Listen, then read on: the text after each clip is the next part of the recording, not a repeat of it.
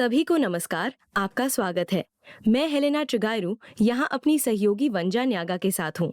हम दोनों पोषण विशेषज्ञ हैं और आज हम न केवल देखने के तरीके से बल्कि शारीरिक मूल्यांकन से भी पोषक तत्वों की कमी को पहचानने और इन कमियों की पहचान करने के तरीकों के बारे में बात करेंगे। मैं सूक्ष्म पोषक तत्वों और वाटर सॉल्युबल या पानी में घुलने वाले विटामिन की कमियों के बारे में बात कर इस सत्र की शुरुआत करूंगी। उसके बाद वंजा अन्य कमियों पर चर्चा करेंगी जिन्हें आप शरीर में देख सकते हैं और उनकी पहचान कर सकते हैं। सूक्ष्म पोषक तत्वों की कमी के बारे में बात करें तो हम शरीर में इन्हें ऐसी कौन सी जगह पाते हैं जहां इन्हें पहचानना बहुत आसान हो सकता है। वैसे आमतौर पर यह उन जगहों पर होता है जहां वसा जमा हो जाती है। उदाहरण के लिए पीठ की पसलियां और हंसली और टेम्पल में, लेकिन साथ ही वहां भी जहां मांसपेशियां जमा होने लगती हैं। आप किसी व्यक्ति को देखकर इसकी पहचान कर सकते हैं। उदाहरण के लिए आंख के नीचे की चर्बी यदि आप देखें तो व्यक्ति की त्वचा की तह बहुत पतली है, न केवल आंख के नीचे के फैट पैड में बल्कि ट्राइसेप्स और बाइसेप्स में भी, जिसका अर्थ है कि वह कुपोषित है। यह विभिन्न कारणों से हो सकता है, लेकिन आपको लक्षणों की जानकारी होनी चाहिए। एक और बात जिसके प्रति आपको जागरूक होना चाहिए वह है टखने, क्योंकि आमतौर पर एडीमा या ओडिमा कुपोषण का परिणाम है। व्यक्ति के टखनों में कुछ सूजन दिखाई देगी जिसका अर्थ है कि शायद उसे एडीमा है। कुछ सूक्ष्म पोषक तत्वों की कमी के संदर्भ में जो न केवल ऊर्जा बल्कि कार्बोहाइड्रेट या प्रोटीन की कमी में पाए जाते हैं। मैं दो उदाहरण से बात करूंगी। पहला है क्वाशियोरकोर और दूसरा मरास्मस। क्वाशियोरकोर से शुरू करते हैं। हम देखते हैं कि यह आमतौर पर 1 से 5 साल की उम्र के प्री स्कूल के बच्चों में होता है और इसका मुख्य कारण प्रोटीन का कम सेवन होता है। यह केवल ऊर्जावान कमी या कम कैलोरी सेवन से नहीं होता है, यह उनकी कमी से नहीं हो सकता, लेकिन यह विशेष रूप से प्रोटीन के कम सेवन के कारण है। यह विकास मंदता का कारण बनता है। इससे वजन में कमी आती है और इन बच्चों तथा व्यक्तियों की पहचान हो सकती है कि उनका पेट बहुत सूजा हुआ होता है। इस तस्वीर में देखें, ऐसा लगता है कि जैसे उनका पेट निकला हुआ है। ऐसा लगता है कि यह मोटा है, लेकिन यह सिर्फ एडीमा है। हम उसकी पसलियां नहीं देख सकते क्योंकि सब कुछ बहुत सूज गया है। इसके साथ ही बढ़ा हुआ फैटी लिवर भी इसका लक्षण है। एक अन्य लक्षण मून फैसिस चंद्रमुख है, जिसमें चेहरा सूज जाता है और यह बहुत कुछ ऐसा है जैसे कि चेहरे का गोल मटोल रूप हो, लेकिन यह मोटा नहीं है। यह एडीमा है और व्यक्ति बहुत सुस्त हो जाता है। उनमें मौजूद कमियों के कारण उनकी चाल मंद और कार्य गति बहुत धीमी हो जाती है। दूसरी ओर मरास्मस इससे अलग है। मरास्मस आमतौर पर 1 वर्ष से कम उम्र के शिशुओं में होता है और यह कम कैलोरी सेवन के कारण होता है। तो यह कुपोषण स्थिति कम ऊर्जा के कारण होती है। शरीर के वजन में काफी कमी होती है। हम पेट और पसलियों को बहुत स्पष्ट रूप से देख सकते हैं। इसमें फैटी लिवर और एडीमा नहीं होते हैं और बच्चे बहुत चिड़चिड़े हो जाते हैं। वे बिल्कुल भी सुस्त नहीं होते हैं, बल्कि वे बहुत सतर्क और क्रोधित हो जाते हैं। इसका मतलब यह है कि इसमें क्वाशियोरकोर जैसे केवल प्रोटीन की पर्याप्त मात्रा की आवश्यकता नहीं होती है, बल्कि प्रोटीन, वसा और कार्बोहाइड्रेट की निश्चित और सही मात्रा की भी आवश्यकता होती है। यह वास्तव में एक ऊर्जा समस्या है। बायोटिन की कमी के बारे में बात करते हैं तो बायोटिन के संबंध में आप देखते हैं कि आमतौर पर इसकी कमी बालों और नाखूनों में दिखाई देती है। उदाहरण के लिए आप बायोटिन B7 विटामिन की कमी से युक्त व्यक्ति को देख सकते हैं। हमें बहुत शुष्क और भंगुर नाखून दिखाई देंगे और बालों में हम कुछ स्पॉट की पहचान कर सकते हैं, जहां सिर में कुछ जगह गंजापन, धब्बे होते हैं। यह केवल पुरुषों में ही नहीं बल्कि महिलाओं में भी होता है। अगर कुछ स्थानों पर गंजापन हो रहा है तो यह विशेष रूप से इसी कमी के कारण हो सकता है। थायमीन विटामिन B1 की कमी के संबंध में बात करें तो हम जानते हैं कि यह कमी आमतौर पर त्वचा में दिखाई देती है। यह चकत्ते जैसा दिखता है। आप देख सकते हैं कि ऐसा लगता है कि व्यक्ति को गंभीर एलर्जी प्रतिक्रिया या कुछ और है, लेकिन ऐसा नहीं है। यह केवल पूरे शरीर में लाल धब्बे हैं और यह विशेष रूप से B1 की कमी के कारण है। इसलिए इसके बारे में और जिस तरह से इसे विभिन्न त्वचा टोन में पाया जाता है के बारे में जागरूक होना महत्वपूर्ण है। उदाहरण के लिए एक भूरे रंग की त्वचा में यह लाल नहीं होगा, बल्कि यह कुछ अधिक नारंगी रंग के धब्बे जैसा होगा, लेकिन इन पर ध्यान देना महत्वपूर्ण है। राइबोफ्लेविन विटामिन B2 की कमी के संबंध में हम देख सकते हैं कि इस कमी का परिणाम आमतौर पर मुंह के हिस्से में होता है। यह न केवल जीभ में होता है, क्योंकि जीभ वास्तव में गुलाबी, सूजी हुई, बहुत मजेंटा जैसी हो जाती है, बल्कि होठों पर होने वाली किलोसिस नामक स्थिति में भी हो जाता है।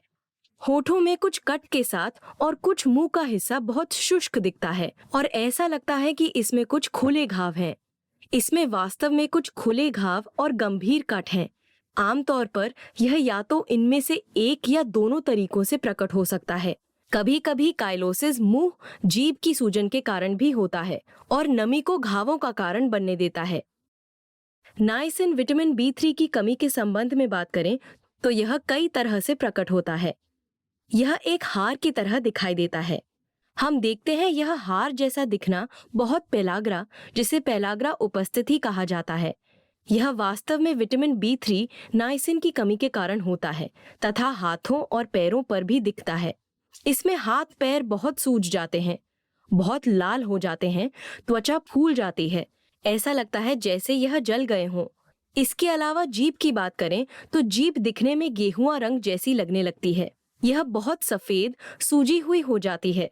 हम देख सकते हैं कि स्वाद शक्ति का ह्रास हो जाता है। इससे हम समझते हैं कि इस हिस्से में समस्या है। दूसरी स्थिति के विपरीत यहाँ जीभ गुलाबी नहीं है, यह बहुत सफेद है। तो यह B2 नहीं है, यह B3 की कमी है।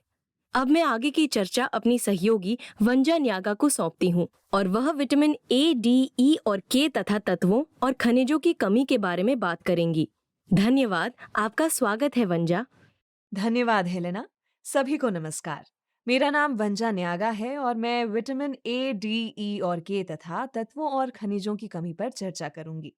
विटामिन ए, डी, ई और के को फैट सॉल्युबल विटामिन भी कहा जाता है और ये लंबे समय तक शरीर में जमा रहते हैं। इन विटामिन की कमी इस प्रकार प्रकट हो सकती है।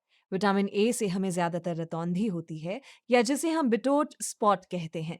विटामिन डी की कमी से हमें रिकेट्स होता है, जो मुख्य रूप से बच्चों में होता है, या ऑस्टियोमलेशिया होता है, जो हड्डियों का नरम होना है। विटामिन ई की कमी से आपको ऑक्सीडेटिव स्ट्रेस बढ़ जाता है, जिसका मतलब है कि शरीर जिस तरह से काम कर रहा है वो तंत्र धीमा हो गया है। और विटामिन के की कमी से ज्यादातर मरीज अत्यधिक रक्तस्राव से पीड़ित होता है। तो अगली स्लाइड देखते हैं। ये विटामिन ए की कमी में बिटोट स्पॉट का एक उदाहरण है और आप देख सकते हैं कि ये आंखों में होता है। ये एक सफेद स्पॉट है जो लंबे समय तक विटामिन ए की कमी के कारण होता है। तो अब तत्वों और खनिजों के बारे में बात करते हैं। हमारे पास अकार्बनिक पदार्थों के रूप में खनिज होते हैं, जिनकी शरीर को सामान्य तरीके से कार्य करने में सक्षम होने के लिए बहुत कम मात्रा में आवश्यकता होती है। मुख्य खनिजों में calcium, iron, magnesium, potassium, zinc, iodine और फोलेट शामिल हैं। सभी खनिजों में से सबसे आम और जिसकी कमी भी सबसे आम है, वो है आयरन की कमी, जो ज्यादातर मामलों में एनीमिया का कारण बनती है। 2019 में डब्ल्यूएचओ के आंकड़ों के अनुसार प्रसव उम्र में कम से कम 29.9% महिलाएं एनीमिया से पीड़ित होती हैं। तो इन कमी के कारण की बात करें। सबसे पहले और महत्वपूर्ण है अपर्याप्त आहार का सेवन। इसलिए जब आप लंबे समय से ऐसे खाद्य पदार्थों का सेवन करते हैं जो विटामिन ए, ई, डी और के खनिजों की आपकी दैनिक आवश्यकता से कम है, तो आपको इनकी कमी होने लगती है। इसके अलावा, क्योंकि हमने अभी समझा कि विटामिन ए, ई, डी और के फैट सॉल्युबल हैं, इसका मतलब है कि हमें आहार में फैट की आवश्यकता है ताकि वे पूरी तरह से अवशोषित हो सकें। अगर आपके आहार में फैट कम है, तो इसका मतलब है कि ये उन विटामिनों के अवशोषण में हस्तक्षेप करता है। दूसरा कारण विकार हो सकता है। उदाहरण के लिए कुअवशोषण संबंधी विकार, जो इस बात में हस्तक्षेप करता है कि शरीर द्वारा खनिजों और विटामिनों को कैसे अवशोषित किया जाता है। एक अन्य कारण खनिज तेल जैसी दवा भी है, जो विटामिन या खनिजों के इष्टतम अवशोषण को भी रोकती है। कभी-कभी पोषक तत्व एक दूसरे पर परस्पर प्रभाव डालते हैं। उदाहरण के लिए, आपके शरीर में कैल्शियम और आयरन हो सकता है और पोषक तत्वों में से एक के लिए शरीर में उच्च अंतता होती है। इसलिए ये एक पोषक तत्व को दूसरे की तुलना में अधिक अवशोषित करता है। उस स्थिति में यदि आपके पास एक फल है या ऐसा भोजन है जिसमें आयरन और कैल्शियम दोनों शामिल हैं, तो आपका शरीर एक को दूसरे की तुलना में अधिक अवशोषित करेगा। दवा पोषक तत्वों के बीच में ऐसा ही परस्पर प्रभाव होता है। यदि आप किसी बीमारी से पीड़ित हैं और आपको कुछ दवा लेनी है, तो कभी-कभी इसका मतलब ये हो सकता है कि यदि आपने भोजन किया है और फिर उसके बाद दवा खाई है, तो दवा की क्षमता खनिजों और विटामिनों के इष्टतम अवशोषण को रोकती है। जैसा कि मेरी सहयोगी हेलेना ने उल्लेख किया है, हमारे पास सामान्य लक्षण और विभिन्न कमियों के लक्षण हैं। इस तालिका में इसे शरीर के हिस्सों के अनुसार व्यवस्थित किया गया है। इस तालिका में त्वचा और नाखून हैं, सिर या बाल हैं, आंखें हैं, मुख यानी मुंह और जीभ भी है, और इसमें तंत्रिका तंत्र भी शामिल है। मूल रूप से जब आप तालिका में त्वचा को देखते हैं, तो मैं कुछ चीजों को जल्दी से समझाना चाहूंगी। इसलिए जब विटामिन ए की कमी होती है, तो आपकी रात की दृष्टि खराब हो जाती है, या जब ये समस्या बहुत बढ़ जाती है, तो आपको बिटोट स्पॉट हो जाता है। यदि हम जिंक को देखें, तो इसकी कमी से फोटोफोबिया हो जाता है, जिसका अर्थ है कि आंखें प्रकाश के साथ तालमेल बिठाने में सक्षम नहीं हैं, क्योंकि आपके शरीर में पर्याप्त जिंक की कमी है। यदि आप आयरन की बात करें, जो सबसे आम है, तो हम देखते हैं कि इसकी कमी से एनीमिया होता है, और ये बच्चों में, प्रजननशील महिलाओं के साथ-साथ पुरुषों में भी काफ़ी अधिक होता है। आयरन की कमी से प्रभावित आबादी में सबसे अधिक लोग 5 साल से कम उम्र के बच्चे और 15 से 49 साल की प्रजननशील महिलाएं होती हैं। जैसा कि मेरी सहयोगी ने कहा कि इन कमियों का निदान संकेतों और लक्षणों के शारीरिक परीक्षण से, नियमित रक्त परीक्षण से हो सकता है। ये चिकित्सा इतिहास से भी हो सकता है, जो परीक्षणों की एक श्रृंखला के साथ साथ बीमारियों के पारिवारिक इतिहास के माध्यम से निर्धारित की जाती है। कमियों की पहचान आपके डॉक्टरों द्वारा शारीरिक परीक्षण और उस आहार की समीक्षा के माध्यम से भी हो सकता है, जिसका सेवन रोगी लंबे समय से कर रहे हैं। ये विभिन्न परीक्षण विधियों के माध्यम से किया जाता है।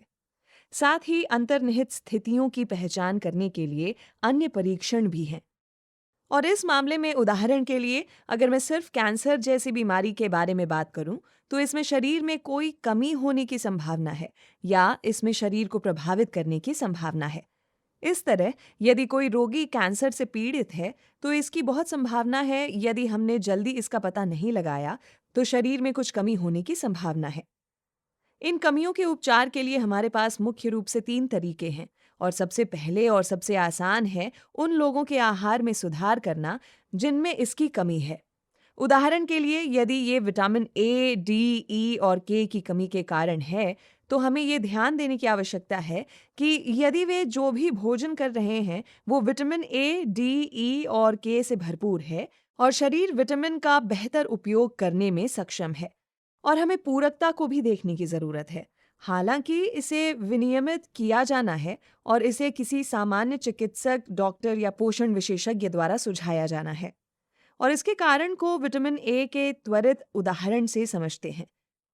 गर्भवती महिलाओं में सप्लीमेंट लेने की सलाह नहीं दी जाती है, खासकर पहली तिमाही में, क्योंकि इससे भ्रूण के विकास पर प्रतिकूल प्रभाव पड़ता है। इसलिए यदि गर्भवती महिला में विटामिन ए की कमी है और वे पहली तिमाही में हैं, तो उन्हें डॉक्टर से बात करने की ज़रूरत है, ताकि वे बिना सप्लीमेंट के ही इस कमी को दूर कर सकें, और यदि संभव हो, वे इसे इष्टतम अवशोषण को सबसे अच्छे आहार के माध्यम से ही बढ़ाने में सक्षम हों।